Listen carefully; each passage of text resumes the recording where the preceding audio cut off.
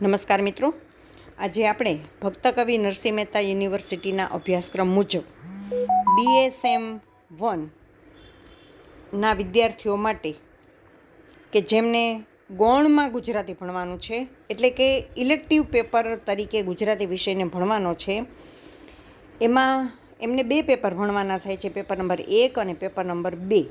એમાં હું આજે તમને પેપર નંબર 2 એટલે કે ફરીથી કહું છું, BSM-1 ગૌણ ગુજરાતી પેપર નંબર 2, જેનું નામ છે સુંદરમની પ્રતિનિધિ વાર્તાઓ. આ પેપરના કુલ 4 એકમ છે, એટલે કે અભ્યાસક્રમના કુલ 4 મુદ્દા છે. એમાંનું પહેલું એકમ અને પહેલા એકમનો એક મુદ્દો એટલે સુંદરમનું જીવન અને કવન. એટલે કે આ પેપરમાં જે કંઈ આપણે વાર્તાઓ ભણવાની છે એના લેખક છે સુંદરમ, અને એ લેખકના જીવન અને એના સમગ્ર સાહિત્ય સર્જન વિશેની આછેરી ઝલક આપણે આ મુદ્દા અંતર્ગત ભણવાની થાય છે. તો ચાલો શરૂ કરીએ. જેને આપણે સુંદરમ ઉપનામથી ઓળખીએ છીએ. સુંદરમ એ ઉપનામ છે. એમનું આખું નામ છે ત્રિભુવનદાસ પુરુષોત્તમદાસ લુહાર. આ સર્જક ગાંધીયુગના મોટા ગજાના સર્જક છે. મોટા ગજાના સર્જક એ અર્થમાં કે એમણે વિપુલ પ્રમાણમાં સાહિત્ય સર્જન કર્યું છે અને સત્વશાળી સાહિત્ય સર્જન કર્યું છે. એટલે કે એમની પ્રતિભા અલગ અલગ ક્ષેત્રમાં વિસ્તરે છે. જેમ કે એમની સર્જક પ્રતિભા પૂર્ણયોગના સાધક તરીકે, ગાંધીયુગના અગ્રણી તરીકે, ઉત્તમ કવિ તરીકે, ટૂંકી વાર્તાના લેખક તરીકે, સમર્થ વિવેચક તરીકે, પ્રવાસ લેખક તરીકે, એમ અલગ અલગ ક્ષેત્રે એમની પ્રતિભા, સર્જક પ્રતિભા વિસ્તરેલી જોવા મળે છે. એમના જીવન અને સાહિત્ય સર્જન વિશેની માહિતી મેળવીએ. એમના જન્મની વાત કરીએ તો ઈસવીસન 1908ની માર્ચ મહિનાની 22મી તારીખે દક્ષિણ ગુજરાતના ભરૂચ જિલ્લાના આમોદ તાલુકાના મિયામાતર નામના નાનકડા ગામમાં શ્રમજીવી પિતા પુરુષોત્તમદાસને ત્યાં તથા માતા ઉજ્જમબેનની કુખે બાળ સુંદરમનો જન્મ થયો હતો. ઈસવીસન 1917માં મંગળા ગૌરી સાથે એમના લગ્ન થયા હતા. 13મી જાન્યુઆરી ઈસવીસન 1991માં ગુજરાતી ભાષાની અનન્ય સેવા કરનાર સુંદરમનું અવસાન થાય છે. એમના જન્મ વિશેની વાત કરીએ તો મિયામાતર ગામની લોકલ બોર્ડની શાળામાં 7 ધોરણ સુધીનો એમણે અભ્યાસ કર્યો.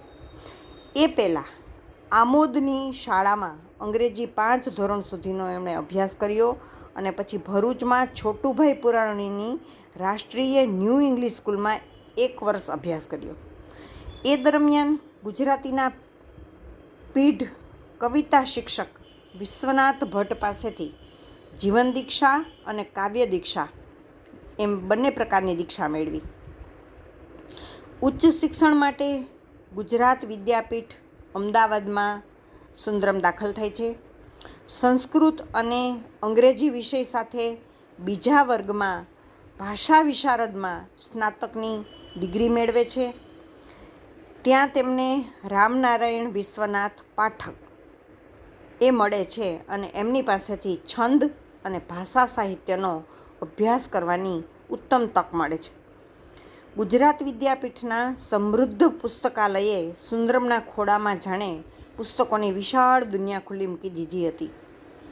વિદ્યાપીઠમાં જ એમને આચાર્ય કૃપલાની, આચાર્ય ગિદવાની, કાકા સાહેબ કાલેલકર જેવા પ્રાધ્યાપકોનો જીવન પ્રેરક સહવાસ મળ્યો અને એમની પાસેથી સુંદરમે ઘણી બધી પ્રેરણા મેળવી.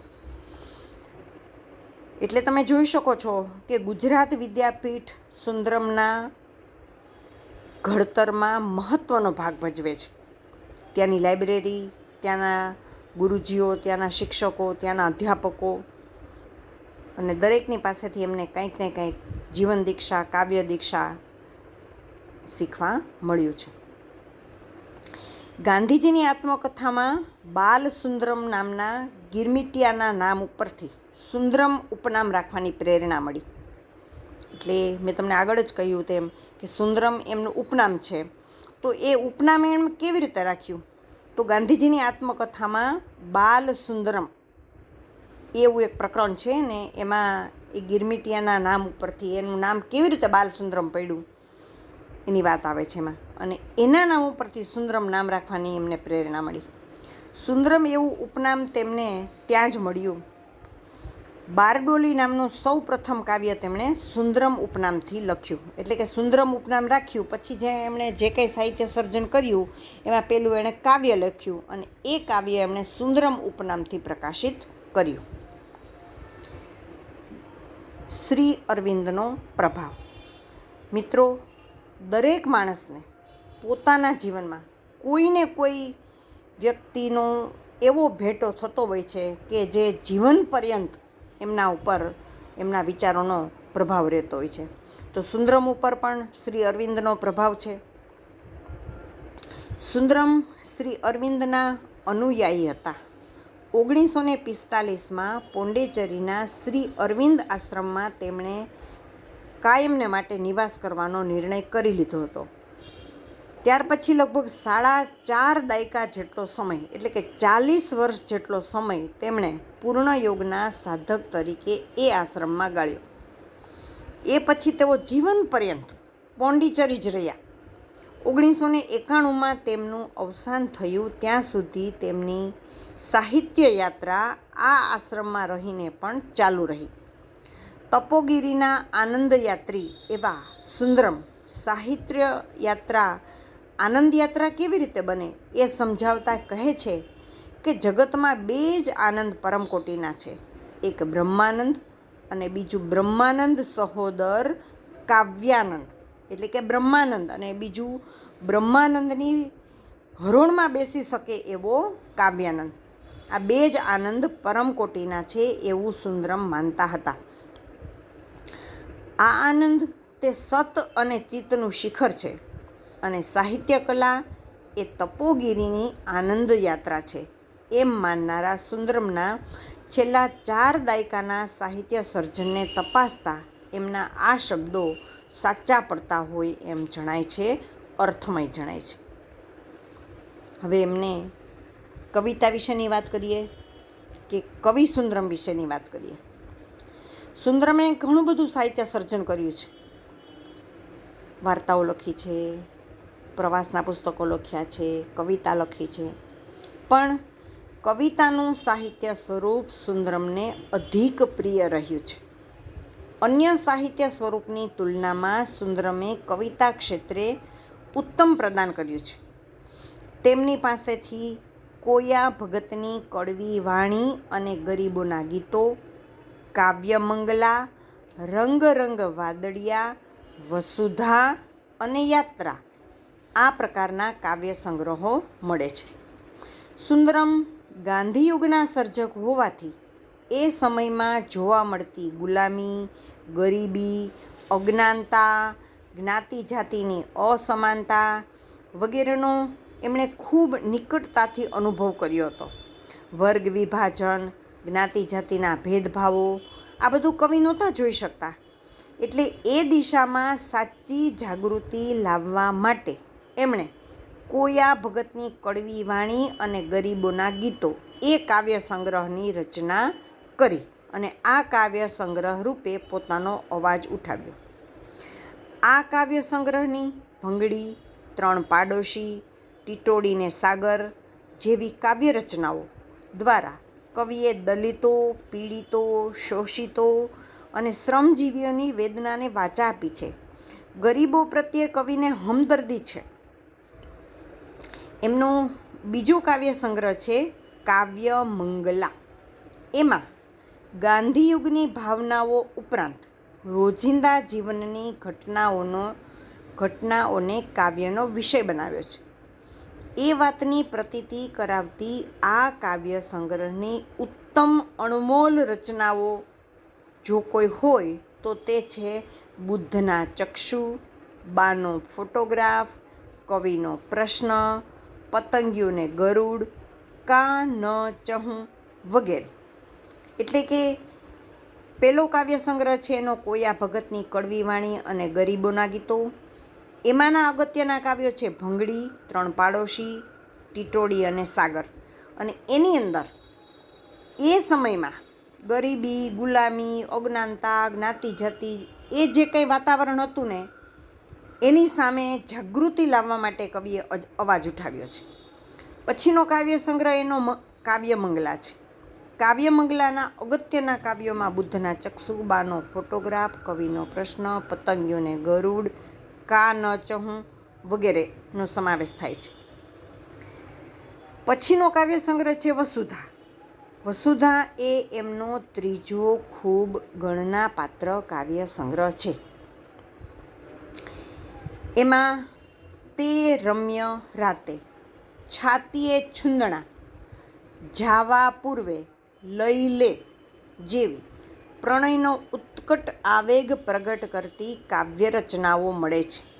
એટલે કે આ જે કાવ્યના નામ હું હમણાં બોલી એ પ્રણય કાવ્ય છે. તો એ સિવાય બીજા અગત્યના કાવ્યોમાં હંકારી જા અને કોણ એ ભક્તિ કાવ્યો મળે છે. યાત્રા કાવ્ય સંગ્રહમાં શ્રી અરવિંદ ઘોષના પ્રભાવ હેઠળ સુંદરમ યોગ માર્ગ તરફ વળ્યા એની અસર દેખાય છે અને એ રીતે કવિચિત્તની યાત્રા અનુભવાય છે. તો આ થયું કવિ સુંદરમનો પરિચય, એમના કાવ્ય સંગ્રહનો પરિચય, એમના કાવ્યનો પરિચય, એમના કાવ્યના વિષયનો પરિચય. હવે આપણે લઈએ છીએ વાર્તાકાર સુંદરમ. એટલે કે સુંદરમે કયા કયા વાર્તા સંગ્રહો લખ્યા છે, એનું વિષય વસ્તુ શું છે વગેરે. સાહિત્યકાર તરીકે વાર્તા જગતમાં સુંદરમનું ખૂબ મોટું નામ છે. ત્રિશૂળ ઉપનામથી વાર્તા જગતમાં પ્રવેશ કરે છે. એટલે તમે જોઈ શકો છો કે સુંદરમ તો ત્રિભુવનદાસ લુહારનું ઉપનામ છે જ, પણ એમાંય પાછા એ જ્યારે વાર્તા લખે છે ત્યારે વાર્તા લખવા માટે ત્રિશૂળ ઉપનામ ધારણ કરે છે. તેમની પાસેથી હીરાકણી અને બીજી વાતો, ખોલકી અને નાગરિકા, પિયાસી, ઉન્નયન વગેરે વાર્તા સંગ્રહો મળે છે. કવિતા પછી વાર્તા ક્ષેત્રનું તેમનું સર્જન પ્રભાવશાળી સર્જક તરીકે ધ્યાન ખેંચે છે. હીરાકણી અને બીજી વાતોથી એમની ટૂંકી વાર્તાની યાત્રા શરૂ થઈ. ખોલકી અને નાગરિકા તથા ઉન્નયન વાર્તા સંગ્રહોમાં નવીન સ્વરૂપે વાર્તા રજૂ કરાય છે. એટલે કે ખોલકી અને નાગરિકા એ એની નાયિકા છે એના સ્વમુખે કહેવાયેલી વાર્તા છે, નાયિકા પ્રધાન વાર્તા છે. અને સ્ત્રીના એ સમયના કેટલાક સામાજિક બંધનો અને સ્ત્રીનો સામાજિક દરજ્જો શું છે એની વાત પણ એમાં ખોલકીમાં કરવામાં આવી છે. એટલે કે નારી કેન્દ્રીય વાર્તાઓ છે. છેલ્લે તેમણે તારીણી તેમજ ગોપીથી હીરાકણી નામના વાર્તા સંગ્રહો આપ્યા. એટલે આપ જોઈ શકો છો કે સુંદરમ પાસેથી હીરાકણી અને બીજી વાતો, ખોલકી અને નાગરિકા, પિયાસી અને ઉન્નયન અને જીવનના છેલ્લા વર્ષોમાં એમણે જે કંઈ સાહિત્ય સર્જન વાર્તા ક્ષેત્રમાં આપ્યું એમાં એમણે તારીણી તેમજ ગોપીથી હીરાકણી નામના વાર્તા સંગ્રહો આપ્યા છે. તેમણે આ વાર્તાઓમાં ગામડાની સારી નરસી, કાળી ઉજળી એમ બંને બાજુનું નિરૂપણ કર્યું છે. એમની વાર્તાઓનું વિષય વૈવિધ્ય, સચોટ અને સુરેખ પાત્ર ચિત્રણ, જાતિ જીવનના પ્રશ્નોનું આલેખન, સમાજના વાસ્તવ દર્શનનું આલેખન, માનવ જીવનની એક યા બીજા પ્રકારની ઝંખનાઓ,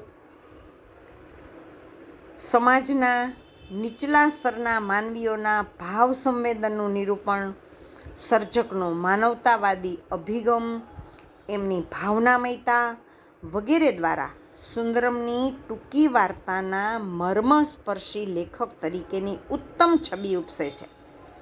સુંદરમ ઉત્તમ કવિ તો છે જ, પણ ટૂંકી વાર્તા ક્ષેત્રે એમના મહત્ત્વના પ્રદાનથી પ્રભાવશાળી વાર્તાકાર પણ બન્યા છે. ત્યાર પછી સુંદરમની સાહિત્યિક પ્રતિભા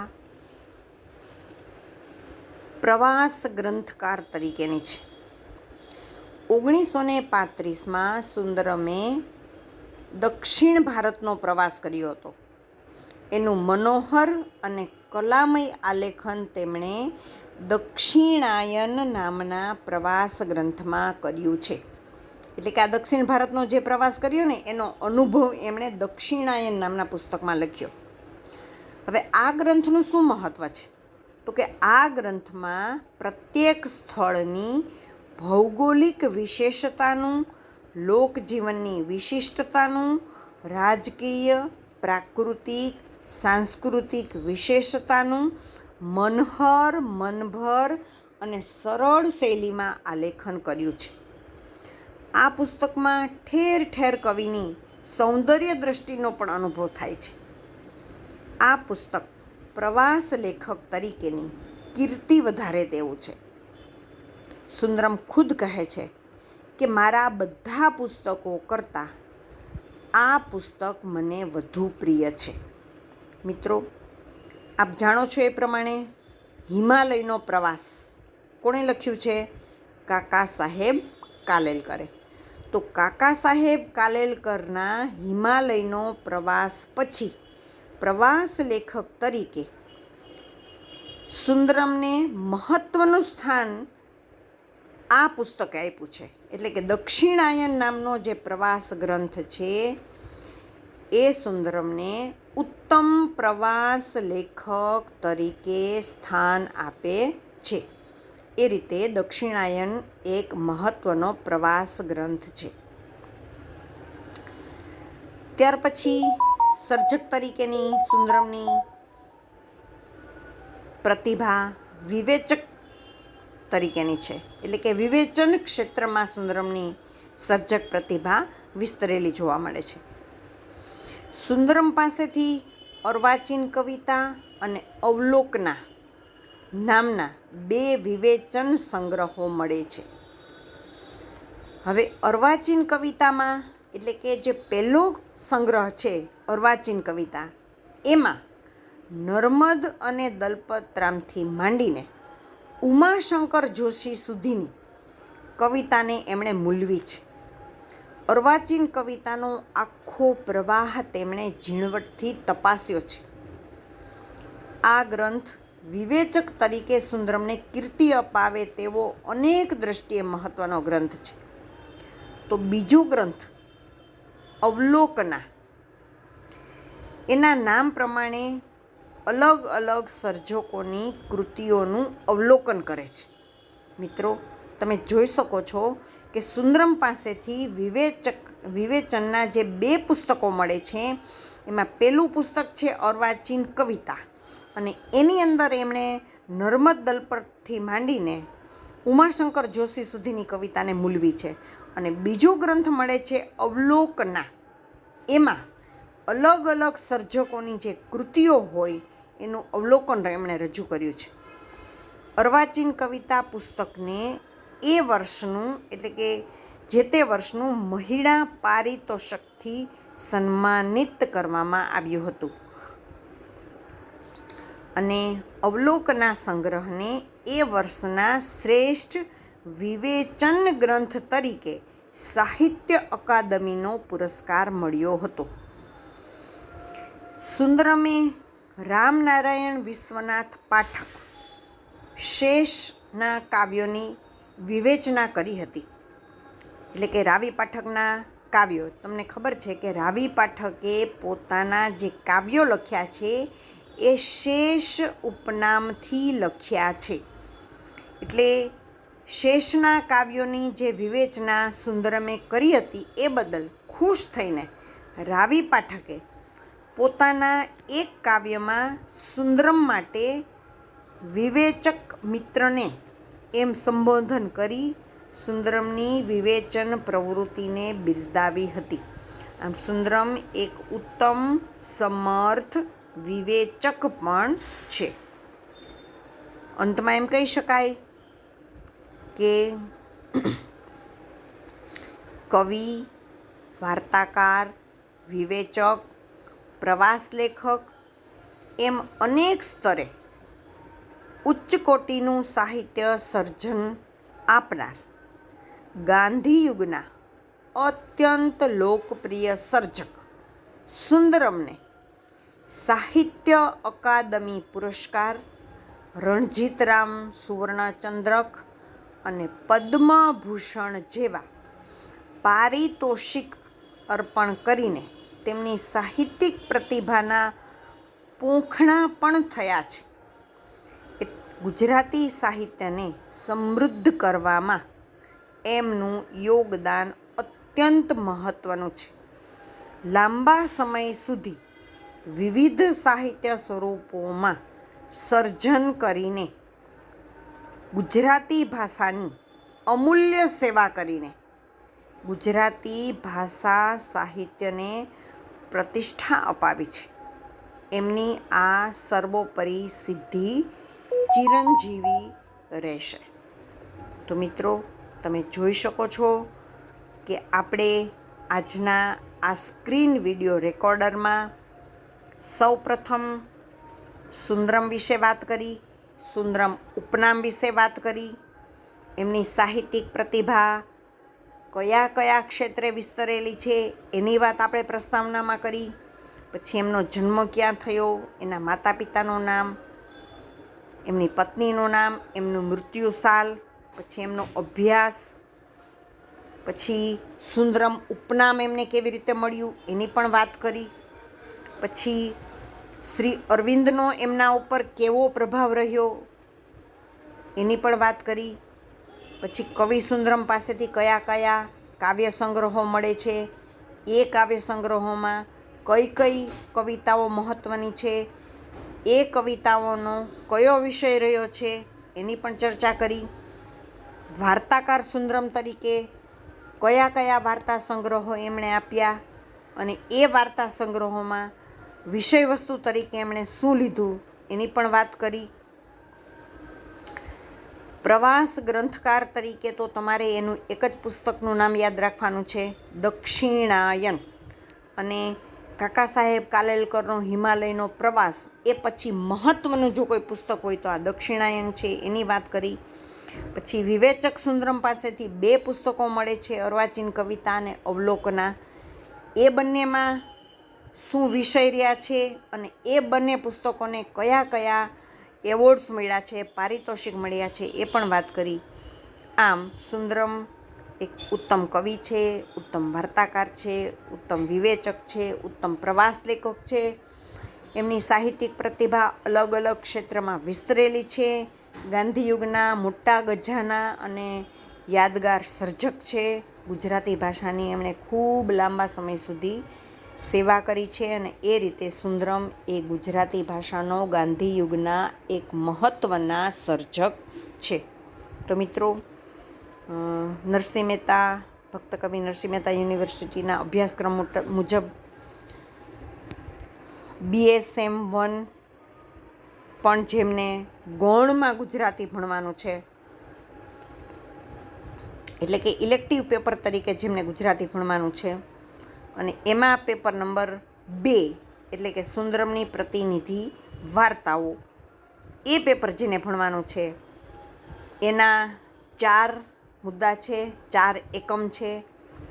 એમાં પહેલા એકમનો પહેલો મુદ્દો સુંદરમનું જીવન અને કવન, એની ચર્ચા આજે આપણે કરી છે. તો મિત્રો, આશા રાખું છું કે આપણે આ ટૉપિક, આપને આ વિષય ક્યાંક ને ક્યાંક ઉપયોગી થશે. હસતા રહેજો, ઘરમાં રહેજો, ભણતા રહેજો, મસ્ત રહેજો. નમસ્કાર.